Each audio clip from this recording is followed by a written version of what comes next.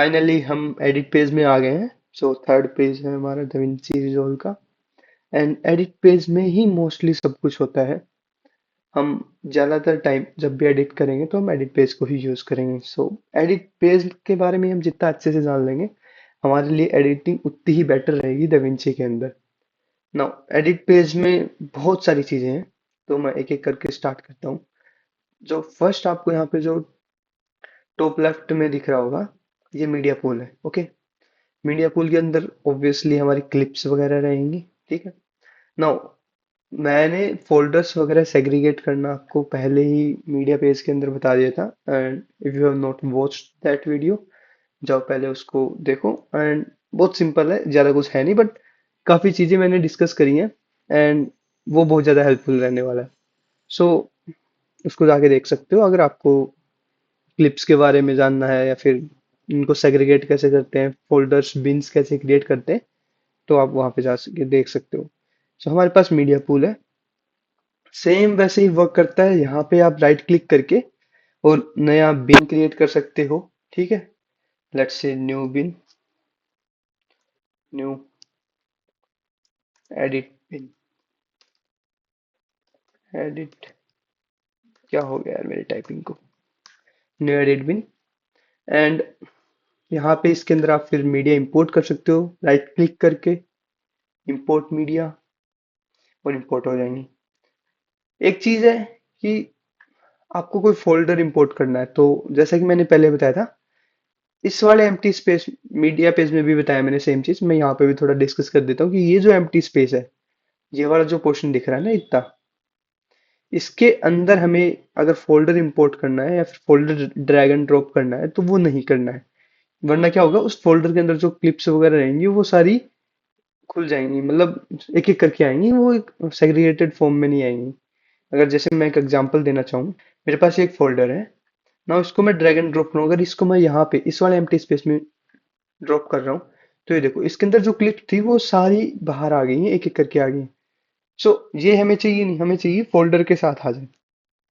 उस चीज के लिए क्या करना होगा ना, हम इस एम्प्टी स्पेस में उसको ड्रॉप ना करके, और हम इसको ड्रॉप करेंगे इधर इसके जो लेफ्ट में है, ये वाला सेक्शन, इसके अंदर यहाँ पे हम जैसे इसको ड्रॉप कर देंगे। एंड अब देखो जैसे हमने इस सेक्शन में इसको ड्रॉप करा, तो वो जो क्लिप्स थी उस फोल्डर की, वो उसी के नाम से एक फोल्डर बिन क्रिएट हो गया और उसके अंदर आई। अब अगर आप मास्टर में जाके देखोगे तो ये जो हमारे एक टीचिंग मटेरियल्स नाम से फोल्डर है, इसके अंदर आ गई है वो क्लिप्स। ठीक है, तो वो मैंने एक बार के लिए रिमूव कर दिया है। दूसरी चीज मैंने पावर बिन्स की भी डिस्कस करी थी, वो भी यहाँ से आप देख सकते हो। पावर बिन्स है, पावर बिन्स के अंदर भी हम चीजें रख रहे हैं, तो वो भी यहाँ पे है। एक यहाँ पे जो थ्री डॉट्स देख रहे हो आप, तो इनका क्या होता है कि इनके अंदर कई सारे ऑप्शन होते हैं। जैसे आप पावर बिन्स को इनेबल डिसेबल कर सकते हो, सेम ऐसे ही यहाँ पे स्मार्ट बिन्स का ऑप्शन भी होता है। स्मार्ट बिन्स में आप अपने मतलब बिन्स को अच्छे से ऑर्गेनाइज करते हो, बस इतना ही रहता है। ठीक है, इसके अंदर जैसे कीवर्ड्स है, एक कलेक्शन में हम चीजों को रख लेंगे, जैसे वीडियो क्लिप्स हो गई, ऑडियो क्लिप्स हो गई। वीडियो एक जगह आ जाएंगी, ऑडियो एक जगह आ जाएंगी, music effect, sound effect, silence, uncategorised, मतलब बहुत सारी चीजें हैं।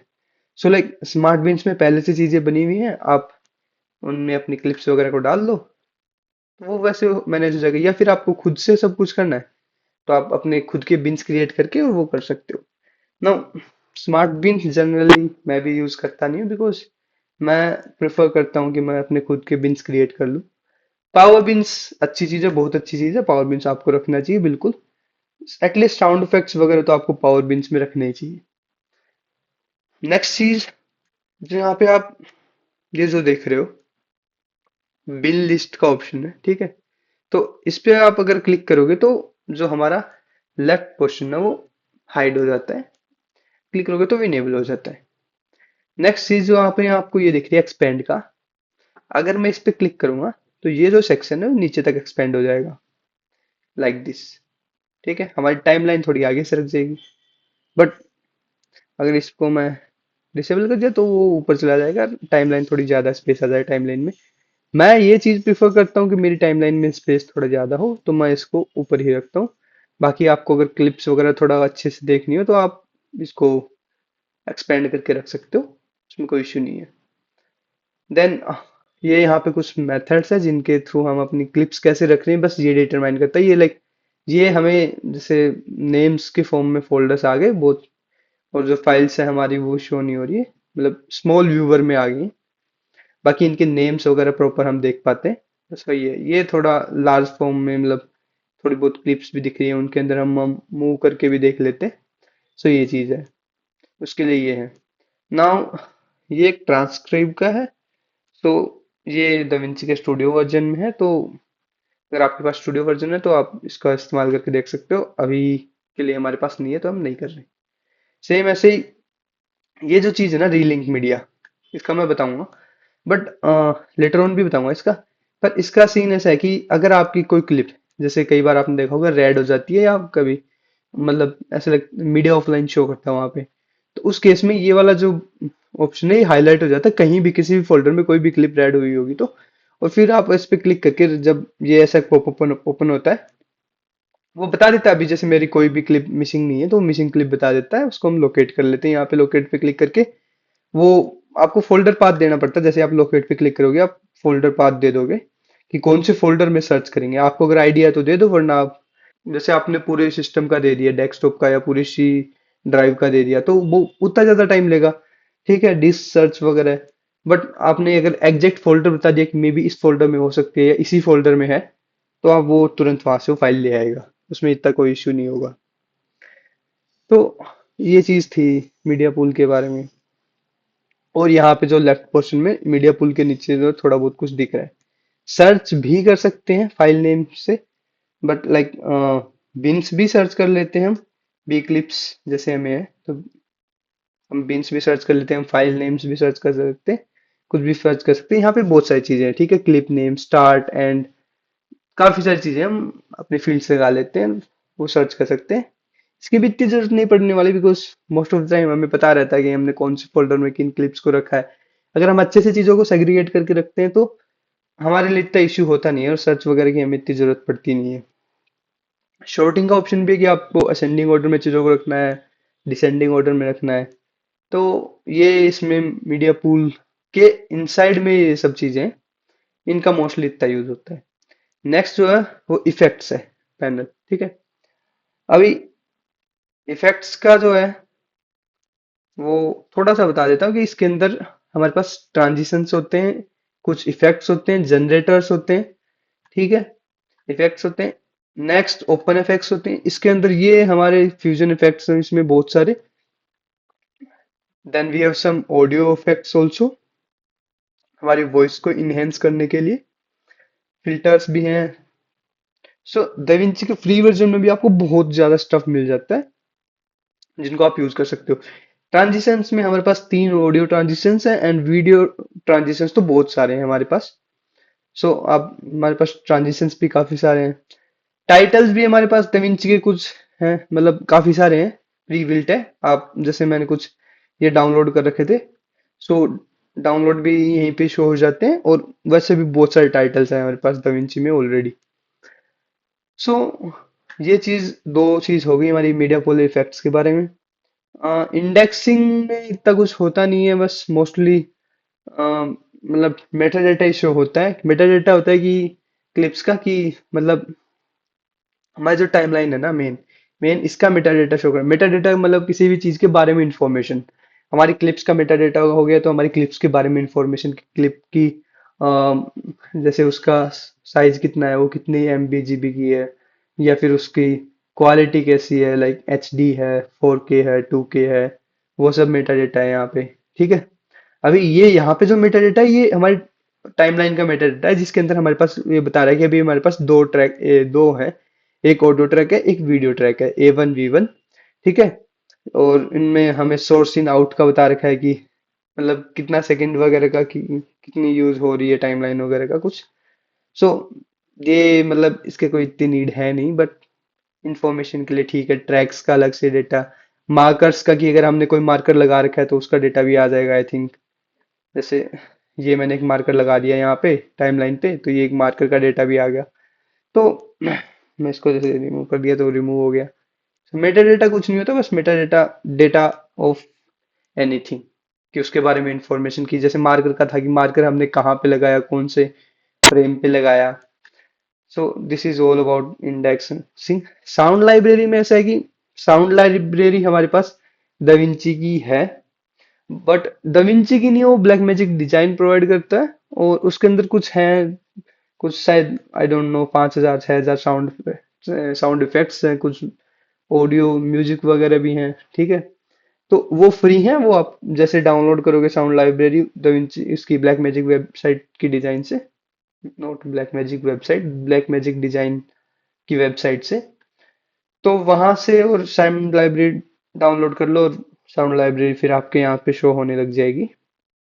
मैंने करी नहीं, बस ऐसे ही आप अगर करना चाहो तो कर लेना। सो ये हमारा मोटा मोटा हमारे टॉप लेफ्ट पोर्शन में जो ये हमें चीजें दिख रही हैं, इन सब के बारे में हमारे पास काफी सारी चीजें हैं। जैसे फाइल भी है, फाइल के अंदर न्यू प्रोजेक्ट है, ओपन रिसेंट प्रोजेक्ट है। सो लाइक न्यू प्रोजेक्ट पे अगर आप क्लिक करोगे तो आप नया प्रोजेक्ट क्रिएट कर सकते हो, ठीक है। एंड अगर आप ओपन रिसेंट प्रोजेक्ट करोगे तो आप एक कोई भी, जैसे आपके पास बहुत सारे प्रोजेक्ट्स होंगे, अब जैसे मैं प्रोजेक्ट्स का भी बता देता हूँ। जैसे होम का बटन दिख रहा है, इस पे क्लिक करोगे तो आपके सारे प्रोजेक्ट्स हो जाते हैं। आप यहीं यहाँ से भी राइट क्लिक, इस पे न्यू प्रोजेक्ट पे क्लिक करके न्यू प्रोजेक्ट क्रिएट कर सकते हो। ओपन रिसेंट प्रोजेक्ट, बस किसी भी प्रोजेक्ट पे डबल क्लिक करो और वो ओपन हो जाएगा, तो वो सेम ओपन रिसेंट प्रोजेक्ट वाला आ गया। ओपन रिसेंट लास्ट मतलब लास्ट जो हमने ओपन करा था वो, या फिर कोई भी जो आप ओपन करना चाहो वो ओपन कर लो। न्यू टाइमलाइन, नई टाइमलाइन क्रिएट करनी है, close current timeline, close project, ये सब मतलब बेसिक बेसिक चीजें। सेव और सेव एज, ऑटो सेव का ऑप्शन है डविंची में, चीजें अपने आप से हो जाती हैं। इंपोर्ट का मैंने बता ही दिया कि मीडिया बिन वगैरह हम यहाँ पे भी राइट क्लिक करके इंपोर्ट कर लेते हैं इस जगह पे। सो लाइक मेन चीज हमारे मीडिया पूल में वर्क करेंगे, तो उसकी चीजें हैं। एक्सपोर्ट की जो चीज फंक्शनलिटी है वो काफी अच्छी है। एक्सपोर्ट का मेन फंक्शन ये है कि हम अपनी सोर्स फाइल एक्सपोर्ट कर सकते हैं, ठीक है। एक्सपोर्ट प्रोजेक्ट है, एक्सपोर्ट है, एक्सपोर्ट में तो हम डिसाइड कर सकते हैं टाइमलाइन एक्सपोर्ट करनी है, क्या एक्सपोर्ट करना है, बिन वगैरह, या फिर एक्सपोर्ट प्रोजेक्ट का दूसरा ऑप्शन है। इसके अंदर हम पूरी प्रोजेक्ट की डॉट डीआरपी फाइल एक्सपोर्ट होती है, तो उसके अंदर प्रोजेक्ट की सारी इंफॉर्मेशन होती है। उस फाइल को हम किसी दूसरे मतलब किसी और दूसरे सिस्टम में ओपन कर सकते हैं, और हमारे पास अगर सिमिलर फाइल्स है उस सिस्टम में भी, तो हमारा सारा वर्क वहां पे आ जाता है, ठीक है। फाइल्स हमें फिर भी चाहिए होंगी, ऐसा नहीं होता कि सिर्फ एक्सपोर्ट प्रोजेक्ट करेंगे तो हमारे पास उसकी सारी ये वीडियोस वगैरह आ जाएंगी। वीडियोस हमें फिर भी वहां पे इंपोर्ट करनी पड़ेंगी। एक दूसरा मेथड और है प्रोजेक्ट आर्काइव का। तो आप जैसे इसमें ना राइट क्लिक करके, और जैसे ही आप होम के उस पे आ गए ना, होम पे आओगे, मैंने कर दिया ऐसे जल्दबाजी पर होम पे। एंड नाउ आप किसी भी प्रोजेक्ट पे राइट क्लिक करोगे तो यहाँ पे आपको दिख रहा होगा एक्सपोर्ट प्रोजेक्ट का है, जो मैंने अभी बताया था। एक है एक्सपोर्ट प्रोजेक्ट आर्काइव, ठीक है। एक्सपोर्ट प्रोजेक्ट आर्काइव क्या करता है कि ये टाइम, जैसे एक्सपोर्ट प्रोजेक्ट सिर्फ अपने टाइमलाइन की इंफॉर्मेशन लेके और एक सोर्स फाइल में स्टोर कर लेता है, बट इसके अंदर एक पूरा पूरी जिप फाइल बनती है, जो सारी अपनी क्लिप्स, जो भी हमारी जितनी भी हमारे पास क्लिप्स है, ऑडियो वीडियो, सब उसके अंदर स्टोर रहता है। प्लस में ये टाइमलाइन भी स्टोर रहती है, ठीक है। तो सारा डेटा रहता है, और अब वो ऑब्वियसली उसके अंदर सारा डेटा, तो फाइल भी बड़ी बनती है, may be 2 GB 10 GB 15 GB 20 GB, जितना बड़ा आपका प्रोजेक्ट है उतनी बड़ी फाइल बन जाएगी। और आप दूसरे सिस्टम में जैसे उस पूरी फाइल को ले लोगे, उसको अनजिप करके फिर यहाँ से रिस्टोर प्रोजेक्ट आर्काइव पे क्लिक करोगे, ठीक है। ओपन करो उस वाले को, डबल क्लिक करके उस प्रोजेक्ट को, उस फोल्डर को जिसको आपने एक्सट्रैक्ट करा अभी, और वो प्रोजेक्ट पूरा का पूरा आपके दाविंची में सेम ऐसे की ऐसे लोड हो जाएगा, विद जो भी क्लिप्स वगैरह सब आपकी यहाँ पे। तो ये मोटा मोटा सब था इन सब चीजों के बारे में। बाकी ये इनका कुछ इतना कुछ है नहीं, ब्लैक मैजिक अकाउंट वगैरह, क्लाउड अकाउंट, तो ये था मेन। एडिट में भी ऐसा कुछ खास है नहीं, मतलब चीजें वही बताई गई है जो हम लेटर ऑन टाइमलाइन में भी देखेंगे, कि हम क्लिप्स कैसे इंपोर्ट करते हैं, कैसे मतलब उनको मतलब कट करते हैं, ट्रिम करते हैं, वो सब चीजें हैं। कौन से टूल्स हम यूज करते हैं, इंसर्ट करना, ओवरलैप करना, या फिर ओवरराइट करना है, तो रिप्लेस करना है क्लिप्स को, तो ये सब चीजें हैं। ट्रिम है सेम यही, कि कैसे ट्रिम वगैरह करना, उसके लिए डिफरेंट मेथड्स है, या फिर वो चीज हम टाइमलाइन में करेंगे तो बेटर रहेगा, क्योंकि कोई भी इन सब चीजों को यूज नहीं करता है ट्रिम वगैरह करने के लिए।